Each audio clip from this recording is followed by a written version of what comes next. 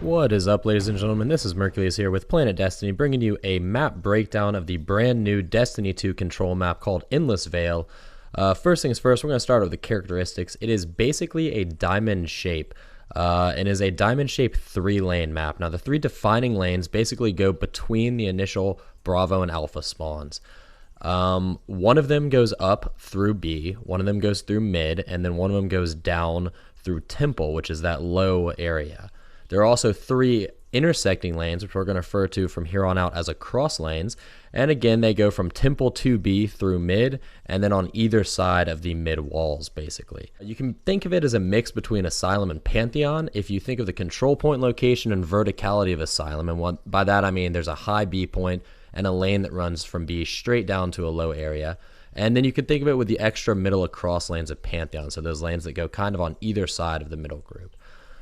As far as battle types, from what we've seen so far in the gameplay and just basic study of the map, it appears that most of the mid and we'll call them shorter long-range engagements are going to be taking place on the outside lane, basically leading from each spawn to the B point. There are a couple pieces of cover between the portal and bend in B, but they're small and spread apart, so longer range weapons like pulse rifles and scout rifles are kind of going to have the advantage here.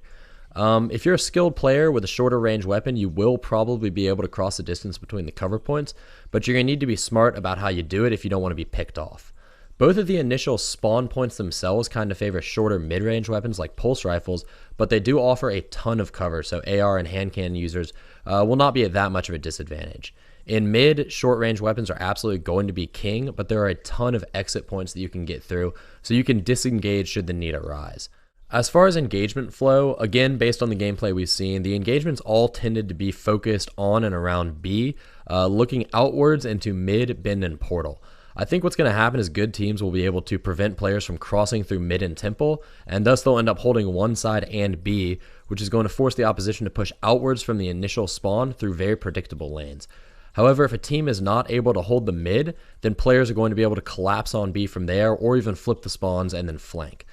Temple's very far away from the action, and thus is probably only going to see heavy traffic when a player is taking a long flanking route, or players are fighting over the power ammo, which does spawn down there.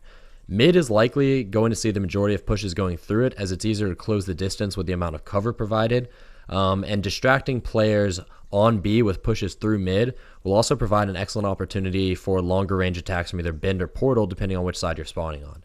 Although unlikely, I do foresee some teams attempting to hold down A and C, but that is a much longer line to defend, and it really runs the risk of being collapsed upon or getting individuals isolated, which I'm not going to recommend that strategy at all. Moving on to basic map knowledge, the map is symmetrical. Each spawn does have its own unique geometry, but besides that, it doesn't seem like either control point, Alpha or Charlie, seems to favor defenders on one side or the other.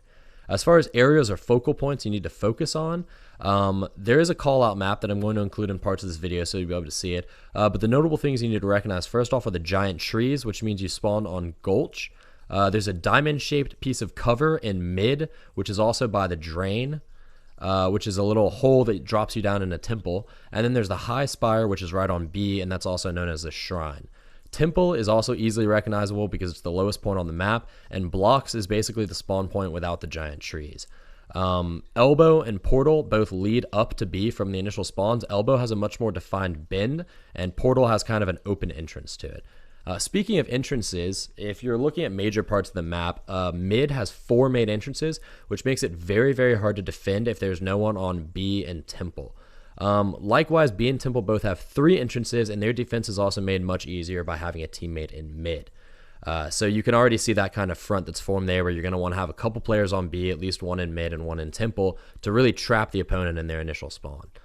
Each spawn has 3 ways to get out, but thanks to the amount of cover provided in the spawns, there are a ton of different paths you can take, even if there are only 3 actual exits. As far as choke points, if you control B and mid, then Portal and Bend become the main choke points, depending on which side the enemy spawns. And spawn entrances to mid will also be a secondary choke point, and then the A and C entrances to Temple will be the 3rd level choke points. Preventing them from pushing through any of these 3 points will basically keep them trapped on one side or the other. As far as pickups go, the only pickups on this map are the 3 power ammo boxes. They're located in Temple, Bend, and Portal, so those are the only things you need to remember. As far as cover, high lane to B has very limited cover. We already discussed that. There's basically only 2 small boxes on each side. So like I said before, be careful trying to push through that. Initial spawns, on the other hand, have tons of cover, and mid is basically just a walled in cube, and then it has an additional piece of low central cover. Temple, on the other hand, has absolutely no cover in the center, but there are a couple columns on each side and a piece of low cover near the back. In terms of verticality, most of the map plays at the same level ground, but B is slightly elevated and Temple is slightly depressed.